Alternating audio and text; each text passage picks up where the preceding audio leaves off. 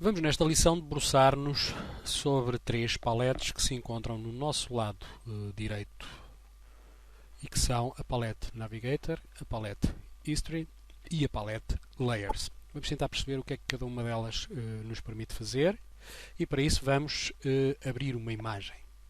Vamos ao File, Open e vamos abrir aqui o Sunset. Vou esticar um pouco a minha imagem e reparem no seguinte: a partir do momento em que eu abri a minha imagem, ela aparece-me não só aqui, não é?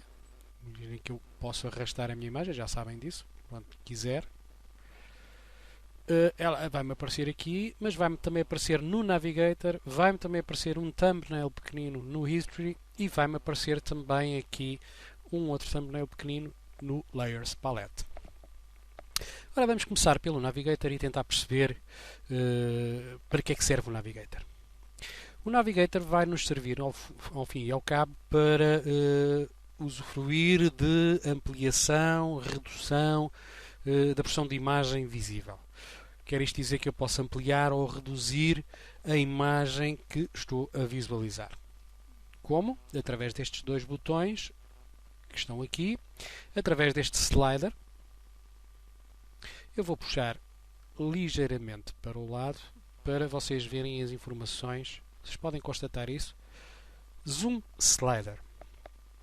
Se eu vier aqui, zoom in.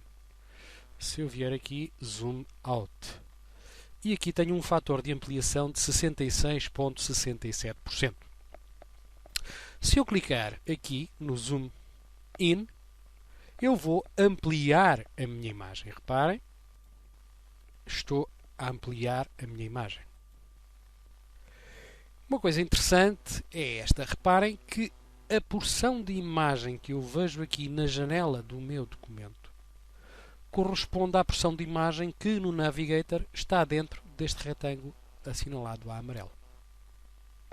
Se eu vier aqui ao Zoom Out e clicar, vou diminuir o fator de ampliação. 100%, 66,67%, 50% e por aí fora se eu for clicando. Até praticamente desaparecer. Posso usar o slider, zoom slider, arrastando ou para a direita ou para a esquerda e com isso aumentar ou diminuir o fator de ampliação. Já agora lembram-se certamente quando falámos na criação de um novo documento dos 72 dpi, dos 300 dpi e para que é que servia um valor e para que é que servia o outro. Reparem nesta imagem que aparentemente é uma imagem de baixa resolução. E como é que eu posso perceber isso? Porque a 100%, vou encostar o meu Navigator novamente para a sua posição. Reparem que a 100% a minha imagem está relativamente bem visível. Se eu aumentar a ampliação, reparem, começa-me a aparecer o pixel. É uma imagem muito degradada, porque seguramente será uma imagem de baixa resolução. Vejam bem todo este pixel. Se eu passar para 400, 600%, isto é uma coisa indescritível. Não sei se repararam, peço desculpa, não sei se repararam que quando eu introduzi o cursor dentro da janela Navigator, primeiro ele aparece-me com esta forma de mão e dedo, um dedinho. Se eu passar para dentro do quadrado, ele transforma-se numa mão. Se eu clicar dentro deste quadrado, a mão como que prende o quadrado, como que agarra o quadrado. E se eu deslizar, eu automaticamente posso navegar pela imagem. Daí o nome Navigator. Onde quer que eu leve este quadrado, será essa a porção de imagem que eu irei visualizar. Vou reduzir o fator de ampliação, vou passar para 100% e reparem que eu ainda posso navegar pela minha imagem. Como é que eu dizia há pouco que dizia que isto era uma imagem de baixa resolução? Como é que eu sei se é uma imagem de baixa resolução ou não? Visualmente através do pixel, sem dúvida. Mas para confirmar e ter a certeza, posso vir aqui a este menu Lembrem-se que eu vos falei destes menus que quando tivéssemos uma imagem aberta, muitos deles estariam em condições de serem acionados. E portanto, se eu vier aqui ao Image, eu posso vir aqui a esta opção que é o Image Size, onde eu vou ver o tamanho e a resolução desta imagem. Portanto, esta é uma imagem que tem poucos pixels, 800 por 600, cá está, lembram-se de falarmos nas resoluções para a internet, 640 por 480, 800 por 600, 1024 por 768, 800 por 600, cá está. É uma imagem tipicamente de internet. A resolução, neste caso, não é 72, é 96 dpi. De qualquer forma, é uma baixa resolução. Esta imagem, no seu todo, tem 21,17 cm por 15,88. Se eu fosse imprimir esta imagem, era com este tamanho que ela me saía, mas com o pixel absolutamente à mostra, toda pixelizada e, portanto, com uma qualidade muito, muito baixa. Vou fazer OK para sair deste quadro. E estávamos nós então no Navigator. Já perceberam então o Navigator para que é que serve? Posso aumentar o fator de ampliação, diminuir o fator de ampliação. Se aumentar o fator de ampliação, posso navegar através da imagem, colocando o cursor dentro do retângulo, arrastando o retângulo. Posso alterar esta cor deste retângulo. Aliás, no vosso caso, provavelmente não estará amarelo, estará vermelho. É muito simples, basta vir aqui onde diz Palette Options. Vocês neste momento não estão a visualizar, mas se clicarem aqui vão ver, uma das hipóteses é o Palette Options e eu posso alterar a cor. Reparem, neste momento já terei o vermelho, que provavelmente é aquela cor que vocês têm, porque é a cor que o Photoshop traz por defeito. Posso escolher uma cor qualquer que ela seja à minha vontade. Outra forma de ampliar ou reduzir a ampliação de uma imagem é através de uma ferramenta. Posso fazê-lo através do Navigator, acabámos de ver isso agora, mas posso também fazê-lo através de uma ferramenta. E para isso vou aqui à minha barra de ferramentas e posso escolher esta ferramenta que aqui está e que se chama a Zoom Tool. Posso selecioná-la através de um clique ou através da letra Z. Reparem que se transformou numa espécie de uma ampulheta. Não será bem uma ampulheta, falta-me agora o nome.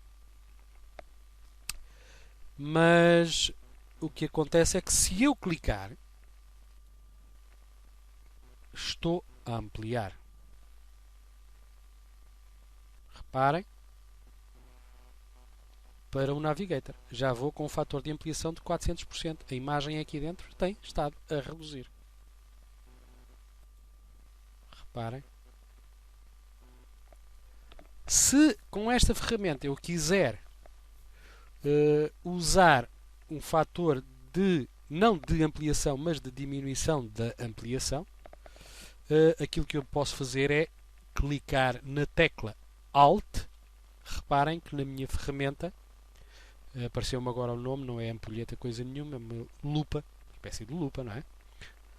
Se eu clicar em simultâneo na tecla Alt e na ferramenta, o fator de ampliação diminui. Reparem que ali em vez de um mais está um menos. E então, reparem simultaneamente para o documento e para o Navigator, em que o fator de ampliação vai diminuindo e a ampliação vai obviamente diminuindo. Se eu retirar o dedo da tecla Alt, automaticamente passa a mais. Reparem aqui em cima como varia se eu estiver a clicar na tecla Alt ou se retirar o dedo da tecla Alt. Habituem-se a usar as teclas porque vai ser muito útil no futuro podermos usar as duas mãos. A mão direita com o rato e a mão esquerda com o teclado, porque teclas de atalho são coisa que não faltam no Photoshop e são de uma utilidade máxima. Bom, eu penso que quanto ao Navigator estamos mais ou menos entendidos. A única coisa que eu vos queria ainda chamar a atenção, como vocês reparam, se eu aqui no Navigator aumentar o fator de ampliação e depois pretender navegar dentro do meu documento, tenho aqui a minha mãozinha que, clicando e agarrando este quadrado, me permite navegar pelo meu documento. Correto? Depois também tenho uma ferramenta parecida com esta na minha barra de ferramentas. logo ao lado da minha lupazinha que me permite fazer o Zoom Tool, tenho a Hand Tool, uma mãozinha que, clicando nela, me permite agarrar e deslocar ao longo do meu documento. Como veem, esta é uma daquelas ferramentas que eu nunca utilizo. E devo-vos confessar que nunca utilizo por uma razão muito simples. Porque reparem o que é que acontece se eu tiver o Move Tool selecionado. Se eu tiver o Move Tool selecionado e se eu clicar na barra de espaço do vosso teclado, a minha Move Tool vai se transformar numa mão. Ou seja, eu não preciso de ir selecionar a mão, que aqui se encontra na minha barra de ferramentas. Basta-me clicar, e cá está, mais um atalhozinho do Photoshop, basta-me clicar na barra de espaços e ela transforma-se numa mão. Se eu depois de clicar com o rato, posso igualmente deslocar-me através da fotografia. Portanto, já vimos várias possibilidades.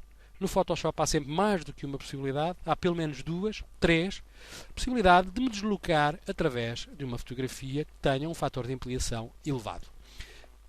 Uma das hipóteses é através do Navigator, outra das hipóteses é através da barra de espaço e clicando e arrastando, e outra hipótese é clicar na ferramenta da mãozinha, da Hand Tool, e fazendo exatamente o mesmo processo. Portanto, relativamente a este caso, já vimos 3 situações. Vou novamente ao meu Move Tool, vou diminuir o fator de ampliação para os 66.67 para poder visualizar toda a minha imagem. Vamos agora ver estas outras 2 paletes. Vou deixar a History para o fim e vou passar à palete dos Layers. Vou passar à palete dos Layers porque os Layers são aquilo que de mais importante nós temos no Photoshop. No Photoshop nós trabalhamos por layers. Um layer é o mesmo que uma camada. Imaginem uma camada constituída por uma película transparente. É como se nós estivéssemos a escrever um livro e as folhas do nosso livro, em vez de serem brancas, opacas, seriam transparentes.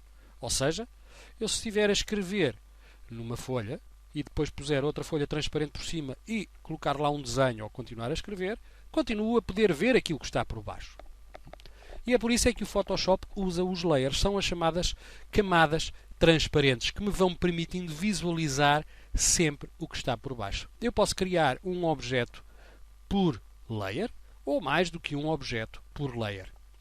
Para criar um novo layer, aquilo que eu tenho que fazer é vir aqui embaixo, vou puxar para o lado para vocês poderem ver. Reparem, este botãozinho, o segundo a contar da direita cá em baixo, Create a New Layer. Clico e crio um novo layer. Eu aqui posso criar tantos layers quantos aqueles que quiser. 2, 3, 4, 5, 6, 7, por aí fora. Reparem que à medida que eu vou criando layers, esta agora escusava de ter aparecido, vou colocá-la novamente ali. Está a dar mais trabalho do que eu estava a pensar.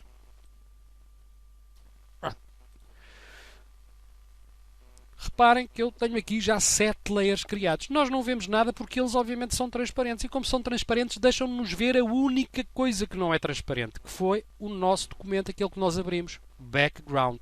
E reparem que o background não só não é transparente, porque tem cá uma imagem, mas também está aqui com uma espécie de um cadeado, bloqueado. Se eu tentar arrastar esta imagem, clicar e tentar arrastar, o Photoshop automaticamente dá-me a indicação de could not complete your request because the layer is locked. Ou seja, o layer está bloqueado. Faço OK. E então, para desbloquear um documento, uma fotografia que eu abra como documento, aquilo que eu posso fazer é clicar 2 vezes em cima da palavra. Vou repetir. Clicar 2 vezes, não neste quadrado, não nesta zona azul, mas em cima da palavra background. Muito importante. Clicar 2 vezes, muito rápido, e ele pergunta-me se eu quero que o meu layer se passe a chamar layer 0 em vez de background, Eu posso dizer que quero que seja pôr do sol e faço OK. Neste momento, reparem que o layer já não está bloqueado. Se eu clicar e arrastar, eu posso arrastar a minha fotografia. Ela já está solta. Faz parte de um layer normal. Só não é transparente. Está completamente opaco. Porque, obviamente, tem lá a imagem. Nos outros layers, se eu criar qualquer coisa dentro deste layer, pode ser uma forma geométrica, posso arrastar para cá para dentro uma nova fotografia, posso criar uma linha de texto. Em qualquer altura, se eu quiser dar um nome ao meu layer, já sabem, duplo clique e escrevo o que eu quiser. Por exemplo, texto. E este meu layer passou a ser o layer de texto. Criei estes layers todos para vos ajudar a perceber para que é que serve então a palette History. Reparem que cada ação que eu fui criando, cada ação que eu fui executando, foi ficando registada nesta palette. Se eu andar para trás, até à primeira ação de todas, que foi o abrir o documento, Open, reparem que é a única coisa que cá está, passei a ter um background bloqueado. E realmente é isto que o History nos permite fazer. Permite-nos desfazer operações que foram feitas e que nós queremos eliminar. Se eu agora for clicando, elas estão cá pré-gravadas, se eu for clicando, reparem que os layers vão sendo criados como tinham sido. Aqui, reparem, este move foi aquela altura em que eu movi o layer e em que lhe mudei o nome. Layers Property foi quando mudei o nome aqui ao meu texto. Reparem que todas as ações que eu fiz desde que abri o meu documento foram ficando registadas, gravadas no meu History. Em qualquer altura eu posso andar para trás. Se me enganar na última ação, basta-me ir aqui ao Edit e fazer Undo. Ou então utilizar as teclas Ctrl Z. Habituem-se ao Ctrl Z, que é muito útil. Qual foi a última coisa que eu fiz? Vou fazer Ctrl Z e é como se tivesse andado para trás. Peço desculpa. Aquilo que eu queria que reparassem é que, no seguinte, o History serve então para quê? Serve para eu ter todo o conjunto de ações que fui desenvolvendo ao longo do documento gravadas. Em qualquer altura, se eu achei que me enganei, tenho o Ctrl Z para eliminar a última delas. Se quiser andar para trás mais do que uma ação, tenho a palette do History que me permite tranquilamente andar para trás, desfazendo algo que eu tenha feito e que não tenha gostado. Ainda relativamente aqui à palette dos layers, da mesma forma que criei clicando aqui neste botão, também posso usar o do lado. Eu vou chegar-me novamente aqui para o lado para vocês verem. Delete Layer é o nosso balde do lixo. E por agora vamos ficar só com estes dois botões. Não vamos falar nestes outros que aqui estão. Mas ficam a saber que se eu quiser eliminar um layer, basta para tanto clicar no layer que eu pretendo eliminar e posso fazê-lo de diversas formas. Posso clicar com o lado direito do rato, em que me abre esta palette, e faço Delete Layer. Posso vir aqui ao menu dos Layers e fazer Delete Layer. E posso tão simplesmente e muito mais facilmente clicar em cima do layer e arrastá-lo para cima do caixote do lixo. E o layer foi apagado. Cá está, mais uma vez, 3 formas diferentes de fazer a mesma coisa. Lado direito do rato, Delete Layer. Ir aqui ao menu dos Layers, Delete Layer. Ou clicar no layer e arrastar para cima do balde do lixo e acabei de fazer um delete layer. Reparem, cá está no history, 2 delete layers, o do layer 7 e o layer 6, ficaram registados. Se eu andar para trás, obviamente vai-me aparecer novamente aqui o layer 6. Se eu andar para trás, vai-me aparecer o layer 7. Reparem, é muito simples e muito prático de trabalhar. Vamos ficar então por aqui. Revejam este exercício as vezes que acharem necessários. Tomem os apontamentos que acharem necessários. Não se esqueçam das teclas de atalho que eu vou falando. As teclas de atalho são muito importantes. Não se preocupem porque não vão conseguir decorá-las de um momento para o outro. A repetição e o passar do tempo vai ser a melhor forma de decorarmos as teclas de atalho. Mas não se esqueçam de que realmente as teclas de atalho são muito importantes no sentido de acelerarmos a nossa forma de trabalhar. Aquilo que nos pode demorar 1 hora se para tudo usarmos o rato, a partir do momento em que passemos a usar as teclas de atalho, vamos simplificar bastante o processo e em meia hora, 40 minutos, conseguimos fazer aquilo que demoramos 1 hora ou mais a fazer. Ficamos então nesta lição por aqui. Na próxima lição iremos estudar outros assuntos. Até à próxima!